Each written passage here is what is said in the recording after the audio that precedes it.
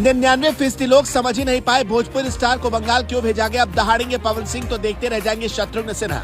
Shotgun को खामोश करने के लिए ऐसा दाव आजमाया कि दीदी का बिस्तर चकराया। पावर स्टार करेंगे हिसाब बराबर, बाबुल सुप्रियो की जगह लेंगे पवन सिंह।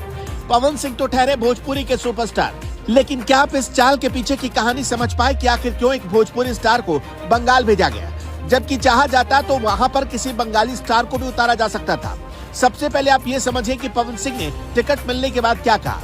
पवन सिंह के मुताबिक उनके लिए आसनसोल एक आसान फील्ड है। पहले आप वो तस्वीर देखिए जब पवन सिंह के नाम का ऐलान हुआ। जिम में बैठकर पवन सिंह प्रेस कॉन्फ्रेंस देख रहे थे। वो एक्सरसाइज छोड़कर उस वक्त जिम में टीवी पर टकटकी लगाए हुए थे। तभी जैसे ही उनके नाम का ऐलान हुआ, राम भक्त पवन सिंह फौरन भगवान राम, गणेश जी और माँ दुर्गा जी के चरणों में झुक गए और प्रणाम करने लगे। फिर वहाँ पवन सिंह जिंदाबाद का नारा लगने लगा। पवन सिंह ने कहा, मैं तो शुरू से यही कहता आया हूँ कि भोजपुरी भाषा को जहाँ कहीं भी सुना जाता है और बोला जाता है वो मेरा घर है। मुझे पूरा भरोसा है कि हम आसनसोल जाएंगे और मुझे जनता का भरपूर प्यार मिलेगा। मुझे दिल से लोगों की सेवा करनी है। पश्चिम बंगाल की आसनसोल सीट काफी चर्चित सीटों में से एक है। ये सीट कई बार विवादित भी बन जाती है। यहाँ उनका मुकाबला टीएमसी के शत्रुघ्न सिन्हा से होने वाला है, जो इस समय यहाँ के सांसद हैं। इस सीट पर 2014 और 2019 में भगवा पार्टी का कब्जा रहा। 2022 में बाबुल सुप्रियो ने टीएमसी का हाथ थाम लिया। विधायक का चुनाव जीतने की वजह से बाबुल सुप्रियो ने सांसद पद से इस्तीफा दे दिया था, जिसके बाद यहाँ उपचुनाव हुए और उसमें शत्रुघ्न सिन्हा जीत गए। अब जरा प्लान समझिए, पवन सिंह को लेकर आखिर चल क्या रहा है। पवन सिंह को आसनसोल यानी कि वेस्ट बंगाल से लड़ाने के पीछे का मामला क्या है। पश्चिम बंगाल का आसनसोल और झारखंड का जामताड़ा जिला दोनों पड़ोसी है। आसनसोल वैसे तो बंगाल में है, लेकिन यहाँ रहने वाले ज्यादातर लोग मजदूर कैटेगरी से, जो बिहार और झारखंड के हिस्सों से आकर आसनसोल में बस गए।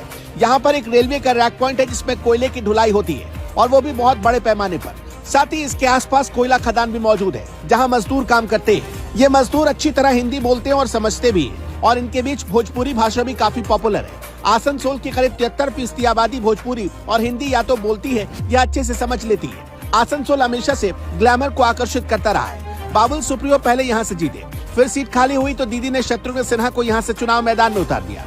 शत्रुघ्न सिन्हा भी बिहारी मिट्टी के हैं और पवन सिंह भी। हो सकता है कि इस बार का मुकाबला शत्रुघ्न सिन्हा बनाम पवन सिंह का हो जाए, लेकिन फिलहाल तो चर्चा यही कि पवन सिंह का मुकाबला बिहारी बाबू यानी कि शत्रुघ्न सिन्हा से होना तय है। इस पर अपनी प्रतिक्रिया देते हुए पवन सिंह बोल बैठे, हम किसी के लिए कुछ नहीं बोलेंगे।